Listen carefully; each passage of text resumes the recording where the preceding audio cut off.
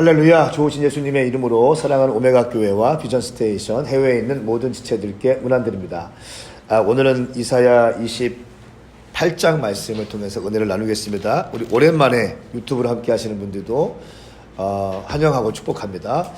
하루에 한 장씩 말씀을 본다는 것은 참 큰 유익이고 영을 새롭게 하는 놀라운 행동입니다. 매일같이 말씀으로 승리할 수 있기를 축복합니다. 먼저 이 이사야 28장 말씀을 좀 이해하기 위해서는요, 이사야 전체에 대한 구조를 이해할 필요가 있습니다. 이사야는 크게 세 부분으로 나눌 수 있습니다. 첫 번째, 1장부터 39장까지는 아수르가 북이스라엘과 남유다를 정복할 때 쓰여진 예언입니다. 그렇기 때문에 심판에 대한 예언이 참 많습니다. 우리가 알고 있는 거 1장부터 12장까지 이스라엘에 대한 예언, 13장부터 23장까지 이스라엘 주변 강대국에 대한 예언, 이렇게 많이 제가 언급했습니다. 그리고 24장부터 27장까지는 마지막 때에 대한 예언, 또 28장부터 33장까지는 남유다 왕 히스기야 시대에 선포한 예언. 사실은 28장부터 39장까지 전체가 남유다 히스기야 왕 시대에 이루어진 예언이라고 할 수 있습니다. 그러면서 크게 40장부터 55장까지는 바벨론 포로 중에 있는 유대인들을 향한 예언, 1장부터 39장까지가 아수르가 북이스라엘과 남유다를 정복할 때에 대한 예언이라고 했어요. 그 다음에 이제 멸망하지 않습니까? 그리고 멸망한 다음에 바벨론 포로 가운데 있는 유대인들에 대해서 예언이 40장부터 55장까지예요. 이때는 주로 어떤 게 나올까요? 책망이 나올까요? 징계가 나올까요? 회복과 위로가 나오죠. 지금 니네가 비록 끌려왔고 포로가 되었지만 내가 때가 차면 너희를 회복시킬 것이다. 그리고 56장부터 66장까지는 이스라엘로 포로 귀환된 이스라엘 백성들에 대한 예언, 이렇게 기록되어 있습니다. 1장부터 39장까지 아수르가 북이스라엘과 남유다를 정복할 때의 예언, 40장부터 55장까지는 바벨론 포로 중에 끌려간 유대인들을 향한 예언, 56장부터 66장까지는 포로 귀환한 이스라엘에 대한 예언. 이 구조를 좀 이해하시면 도움이 될 겁니다. 자, 28장은 어떻게 나눌 수 있는가? 우리가 오늘 28장 보는데, 28장은 1절부터 6절까지 북이스라엘이 멸망하는 이유에 대해서 기록하고 있어요. 그리고 7절부터 22절까지 유다의 죄악을 경고합니다. 그러니까 북이스라엘의 멸망을 이제 기록한 다음에, 이거 봐라, 너희도 멸망할 거다, 까불면 북이스라엘처럼 될 거다 라고 하는 거예요. 7절부터 22절까지 유다의 죄악과 경고하는데, 그 가운데 7절부터 13절까지는 유다의 종교 지도자들에 대한 경고예요. 종교 어떤 리더십들에 대한 경고. 14절부터 22절까지는 유다의 정치 리더에 대한 경고입니다.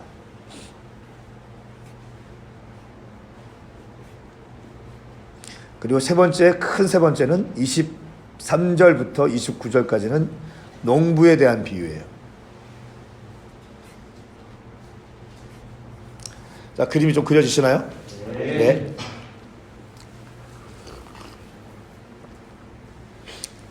자, 1절 말씀부터 한번 보겠습니다. 북이스라엘의 멸망 이유에 대해서 보겠습니다. 자, 1절 말씀. 에브라임의 술꾼들아, 포도주로 얼룩진 기름이 골짜기 꼭대기에 앉아서 찬란한 아름다움을 뿜어내던 에브라임은 시들어가는 꽃이구나 말씀하고 있습니다. 에브라임이 술 취했다는 거예요. 이건 무슨 말인가? 정신을 못 차렸다는 거예요. 여러분 에브라임 사마리아에는 엄청난 곡창지대가 있습니다. 그래서 경제적인 부유한 곳이었습니다. 경제적으로 부유했기 때문에 사람들의 마음이 혼미해지기 시작합니다. 시들어지기 시작했습니다. 깨어있지 못했습니다. 그래서 술에 취하고 방탕하고 교만했습니다. 그 결과 쇠잔해에 가죠. 그리고 주전 722년 아수르 사르곤 왕에 의해서 멸망당합니다. 그렇기 때문에 유다야 북이스라엘에 멸망한 이유를 너희는 똑똑히 보아라. 그리고 정신을 차려야 된다라고 하면서 북이스라엘의 멸망을 예로 들어서 남유다를 경고하고 있는 거예요. 그림 그려지시죠? 그러면서 4절 말씀, 2절, 1절 말씀에 북이스라엘 에브라임은 시들어가는 꽃이구나. 또 4절 말씀, 시들어가는 꽃이구나. 찬란한 아름다움을 뽐내던 꽃들이 이제는 시들어가는 꽃이 되었다. 언젠가 또 이렇게 나오죠. 늙은 창녀와 같다는 말 나왔죠. 예, 늙은 창녀와 같고 시들어가는 꽃과 같이 이제 죽기 직전의 모습을 기록하고 있습니다. 여러분 우리는 이 모든 것들을 통해서 배워야 됩니다. 예, 돈 있으면 돈 때문에 망하고요. 좋은 학벌 있으면 좋은 학벌 때문에 망하고, 똑똑하면 똑똑해서 망하고. 압살롬 보십시오. 당대의 아름다움의 상징이었던 압살롬, 머리숱이 많고 머리가 길어서 그것이 아름다운 남성성의 상징이었는데 그 머리가 나뭇가지에 걸려서 죽임을 당하게 되는 거죠. 믿음의 은사가 있습니까? 믿음의 은사 때문에 함정에 걸리지 않도록 하셔야 돼요. 그 믿음의 은사가 교만하게 만들고 당신을 넘어지게 할 수 있다는 거예요. 천사들 보십시오. 하나님을 아름답게 찬양하던 천사들이 어떻게 합니까? 교만해지고 높아지기 시작하면서 3분의 1이 반역하고 타락해요. 굉장히 중요한, 그러니까 교만하면 그냥 무너지는 거예요. 그러니까 교만하면 정말 안 돼요. 그러니까 진짜 겸손한 사람들이 돼야 돼요. 목사도 마찬가지고 청년들도 마찬가지고 또 장년도 마찬가지. 진짜 겸손하신. 저는 우리 오메가 교회와 비전 스테이션은 겸손한 주의 종들과 겸손한 성도들이 있길 축복합니다. 아멘. 서로가 서로를 세워주고 아멘. 격려하고 아멘. 다 주님이 하셨다고 고백하고 아멘. 아이 메시지 빼고 주님이 하셨습니다라는 고백이 있기를 바랍니다. 아멘. 자, 7절부터 22절까지는 유다의 죄악에 대해서 경고합니다. 먼저는 종교 지도자들, 저와 같은 목사 또 사역자들을 향한 경고입니다. 자, 7절 말씀 보세요. 이 사람들이 역시 포도주로 비틀거리고 독한 술로 휘청거리는구나. 제사장들과 예언자들이 독한 술을 마셔 비틀거리고 포도주를 돌이켜 혼미해졌구나. 그들이 독한 술에 빠져 비틀거리니 환상을 잘못 풀이하고 판결을 내리면서도 휘청거리는구나. 식탁마다 토한 것으로 가득하고 깨끗한 곳이 하나도 없구나. 이게 지금 이 유다의 죄악에 경고하는데, 먼저는 하나님의 종들, 사역자들, 목사들, 제사장들에 대한 경고입니다. 술 취했다는 거예요.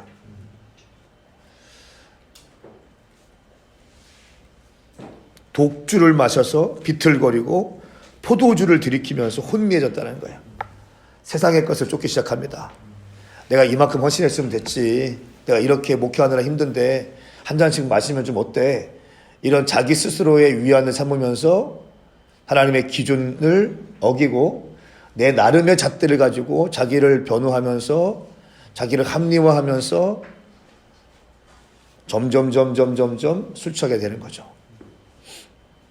오늘날 술 먹는 사람들이 있을까? 우리 사역자들 중에? 술 먹는 목사들, 전사들 있습니까? 목회를 그만둬야지. 그래, 뭘 목회를 해? 그렇지 않아요? 무슨 그 눈치 보면서 뭘 이렇게 집에서 홀짝홀짝 마시면서 뭘 목회를 해? 그냥 관두고 돈 벌려고 다니지. 그러니까 주의 종들은 일단은 거룩한 자들이에요. 구별된 자입니다. 기름 부음 받은 자인 거예요. 그러니까 구별돼야 되는 거예요. 제가 알고 있기로 알코올에 대해서 자유롭지 못한 사람이 꽤 있다고 들었어요. 이게 비극입니다. 홀짝홀짝 마시는 거예요. 홀짝홀짝. 또 여기서는 이 알코올에 대해서만 나와 있지만 음란한 거에 대해서 스마트폰, 유튜브 이런 걸 통해서 음란한 영상들을 보는 사람들, 성적으로 무뎌진 사역자들, 싱글 전도사들, 싱글 목사들 가운데 성적으로 무뎌지면 큰일 납니다. 동거하고 다니고 뭐 결혼도 안 했는데 혼전 순결 아무렇지도 않게 여기면서 자기의 쾌락을 즐기고 다니는 그런 사역자들, 강단에서는 말씀을 선포하지만 뒤에서는 자기의 쾌락의 삶을 살고 있는 사람들, 사역 그만둬야 됩니다. 자, 그러니까 보세요. 어떤 일이 있습니까? 이들이 독한 술에 빠져서 비틀거리니 환상을 잘못 풀이하고, 자, 술에 취해서, 포도주에 취해서, 독한 술에 취해서 있으니까 뭡니까? 환상을 잘못 풀이하는 거예요. 하나님 말씀하시는 분인데 그 말씀하신 것을 자기 마음대로 해석하겠죠. 그렇죠? 그러니까 자기 정욕을 제어하지 못하는 사람이 어떻게 하나님 말씀을 정확히 풀어내겠습니까? 그 말씀조차도 자기 정욕으로 풀기 시작하죠. 이게 문제라는 거예요, 이게. 환상을 잘못 풀이한다. 무슨 말입니까? 하나님과의 관계가 깨어졌다는 거예요. 하나님과의 교제가 멈췄다는 겁니다. 이미 버림받은 겁니다. 그저 밥 먹고 살기 위해서 사역하는 거죠. 당장 내려놔야 됩니다. 자, 그러면서 뭡니까? 8절 말씀에 식탁마다 토한 것으로 가득했다. 깨끗한 곳이 하나도 없다. 판결을 내리면서도 휘청거리는구나. 무슨 말입니까? 판결에 휘청거린다. 미슈파트와 체다카로 하지 않는다는 거예요. 하나님의 공평과 정의로 하지 않고 자기한테 돈 주면 그냥 판결을 좋게 내려주고 돈 안 주면 그냥 법대로 처리하고 돈 많은 사람들한테는, 유명한 사람들한테는 잘 해주면서 좋은 관계 맺고 또 다른 이익을 취하고 자기한테 유익이 안 되는 사람들한테는 엄중하게 잣대를 대고 하면서 재판의 추가 기운다는 것입니다. 여러분 정확히 기억하세요. 이사야의 핵심은요, 미슈파트와 체다카입니다. 아멘. 공평과 정의예요. 아멘. 내 삶에 어떤 일이 있다 할지라도 나는 공평과 정의의 삶을 살겠다라고 아멘. 여러분 고백하셔야 됩니다. 아멘. 자, 그러면서 이 사람들이 뭐합니까? 9절 말씀에 그가 누구를 가르치려는 것이냐, 그가 누구에게 그 말을 설명하고 있느냐, 젖을 떼고 품에서 떠난 어린아이들이나 깨닫게 하라야. 아니 너희들이 지금 니들 삶이 엉망인데 누구에게 티칭하고 누구에게 말씀을 가르치냐, 이 얘기입니다. 그러면서 10절 말씀과 13절 말씀에 해석하기 힘든 말씀이 있죠. 교훈의 교훈을, 또 교훈의 교훈을 2줄까지 여기 조금 저기 조금 이렇게 반복하고 있다는 거예요. 이걸 보니까, 이 원래 뜻을 보니까 히브리 표현은 차블라차부, 차블라차부, 카브라카부, 카브라카부, 이렇게 정확한 뜻을 해석할 수 없지만 이 종교적인 리더들이 허공을 때리는 말만 하고 있다는 거예요. 좀 더 정확히 말하면 어린아이들에게 우리 한국말로 가르칠 때 가나다라 마바사, 기역 니은 기역 리을 미음 미음, 요 아주 기초적인 것에 대한 것만 반복하면서 영혼 없이 가르치고 있다는 거예요, 지금. 하나님의 심판을 보지도 못하고 하나님 아버지의 마음도 알지도 못하고 그냥 형식적으로 아주 기초적인 것만 가르치고 있다는 거예요. 왜요?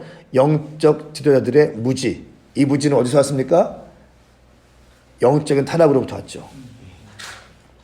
그죠?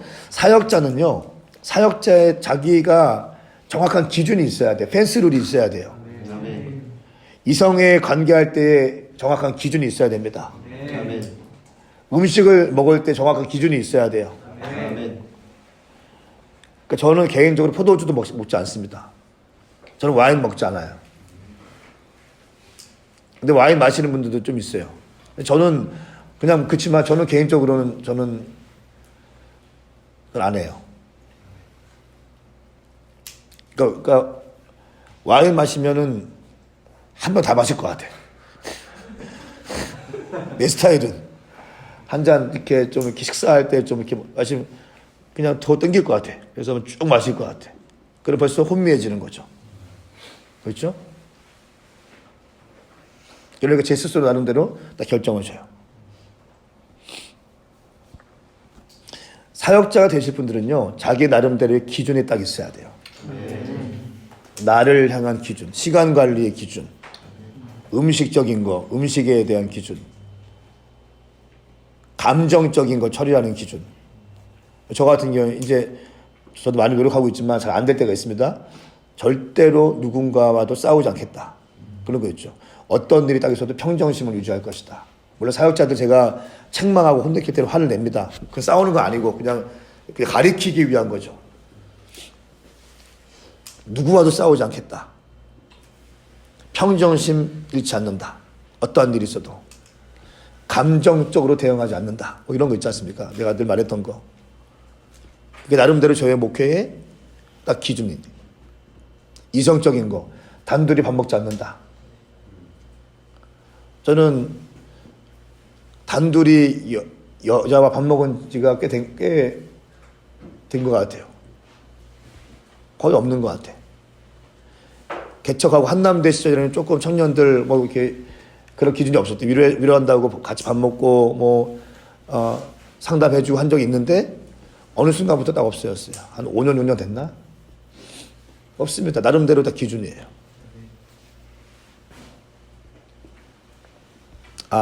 유성에 와서 지혜랑 한번 밥 먹어. 지혜랑. 이제랑 라면집 가서 밥 먹은 적 있어요. 교회 앞에 라면집. 근데 누구한테 얘기 다 하고. 나름대로의 딱 룰이 있어야 돼요. 그게 무너지면 슬금 여러분들은 무너지게 될 것입니다. 자, 그러면서 14절부터 22절까지의 말씀이 있는데요. 이 말씀은 정치인들에 대한 경고입니다. 14절 말씀 보세요. 그러므로 예루살렘에서 이 백성들을 다스리는 너희 조롱꾼들아 여호와의 말씀을 들어라. 15절 말씀 같이 읽겠습니다. 시작. 너희가 자랑하기를 우리는 죽음과 계약을 맺었고 무덤과 협정을 체결했다. 엄청난 징벌을 들고 지나가도 우리에게 오지 않을 것이다. 우리가 거짓말을 우리의 피난처로 삼고 속임수를 우리의 근시처로 삼았기 때문이다 라고 하는구나. 여러분 이게 무슨 말일까요? 한마디로 말하면 우리가 애굽과 동맹을 맺었기 때문에 아수르의 공격에도 우리는 안전하다 라고 하는 정치인들의 생각이 이렇다는 거예요. 아무리 아수르가 공격해도 당대 초강대국이었던 애굽과 우리는 동맹을 맺었기 때문에 우리 안전할 거다. 그러나 너희에게 재앙이 있을 것이다 라고 하나님 말씀하시는 거죠. 왜냐하면 그 시대적인 배경이 그거였습니다. 아수르가 정복 전쟁을 일으키면서 막 유다도 치고 북이스라엘도 치고 있을 때입니다. 그때 이 북이스라엘과 유다는 어떻게 했습니까? 애굽과 동맹했기 때문에 우리는 안전하다. 근데 지금 그렇게 할 때가 아니라 뭡니까? 왜 아수르가 이들을 치는지 생각해서 했어요. 왜 쳤습니까? 타락했거든요.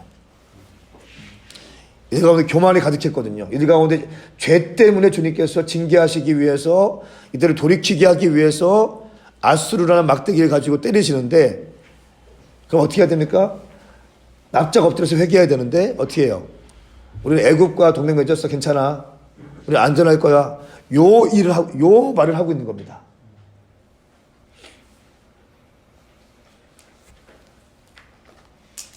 그렇기 때문에 너희를 짓밟을 것이다. 너희 가운데 미슈파트와 차데카가 없기 때문에 멸망시킬 것이다. 여호와를 의지하지 않고 세상을 의지하는 모든 것은 무너질 것이다. 주님은 지금 이거 말씀하고 있는 겁니다. 또 한 가지 여러분, 그 어떤 것도 의지하지 마십시오. 사랑하십시오. 하나님만 의지하셔야 돼요. 목회도 마찬가지고 사업도 마찬가지고 당신의 인생의 모든 것도 마찬가지입니다. 하나님만 의지하셔야 됩니다. 여호와를 의지하지 않는 모든 것은 무너질 것입니다. 자, 그리고 23절부터 28절까지의 말씀은 하나님께서 농부에 대한 비유를 말씀하십니다. 하나님이 유다의 땅을 갈고 북이스라엘의 땅을 갈고 계신다. 아프고 힘들 것이다. 그러나 죽이기 위한 것이 아니라 이 모든 것은 하나님의 시간에 있다. 심을 때가 있고 회복시킬 때가 있는 것처럼 너희들이 농부의 모습을 보면서 하나님의 마음을 헤아려야 된다. 여기 5절 말씀에 땅을 평평하게 고르며 소외양 씨를 심거나 대외양 씨를 뿌리지 않겠느냐? 밀을 줄지어 심고 적당한 곳에 보리를 심으며 가장자리에는 귀리를 심지 않겠느냐? 소외양, 대외양 씨는요, 음식의 맛을 내는 것이었대요. 향료였다는 겁니다. 그러므로 아주 조심스럽게 다루었다는 거예요.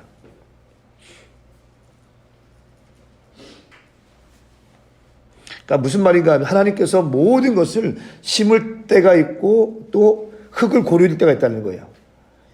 24절 말씀 보십시오. 밭을 갈 때 끊임없이 밭만 갈고 땅을 파고 흙을 고르고 한다는 거예요. 이렇게 땅을 준비시킬 때가 있고 또 씨앗을 심어서 열매를 맺을 때가 있는 것처럼 지금 너희는 마음을 새롭게 해야 될 때이다. 높아진 마음들, 교만한 마음들, 무뎌진 마음들을 새롭게 해야 될 것이다. 내가 지금 땅을 다지는 시간이다. 할렐루야. 이렇게 말씀하시면서 하나님께서 농부의 비유를 두면서 이 땅에 대해서 심판하고 있다는 것을 말씀하고 있습니다. 사랑하는 여러분, 오늘 이 말씀 10년 가운데 잘 새기십시오. 이사야서 예언서 말씀을 보면서 어떤 말씀이 느껴집니까? 구별됨과 거룩에 대해서, 그리고 교만이 얼마나 무서운지, 또 하나님 외에 다른 것을 의지한다는 것이 얼마나 어리석은지를 깨달으시기를 예수님의 이름으로 축복합니다.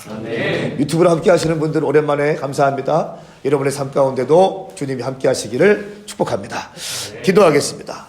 거룩하신 주님 감사합니다. 오늘 이 말씀이 우리 모든 성도들 가운데 말씀의 씨앗이 심겨지게 하셔서 하나님을 두려워하고 하나님을 거룩하게 여기고 또 절대로 교만하지 않고 납작 엎드려 감사하며 내 삶의 기준을 흐트러뜨리지 않고 언제나 주님만을 의지하며 살아갈 수 있는 우리 모두가 되게 하여 주시옵소서. 감사합니다. 우리 인생에 이 말씀이 적용되게 하여 주십시오. 예수님의 이름으로 축복하며 기도하옵나이다. 아멘. 아멘. 네, 여러분 감사합니다. 내일부터는 9시에 경건회 때 또 받도록 하겠습니다. 말씀을 사모하시는 분들 계시죠? 함께 교회에 오셔서 말씀을 현장에서 함께 공부하시면 도움이 될 것입니다. 감사합니다. 우리도 승리하십시오. 샬롬.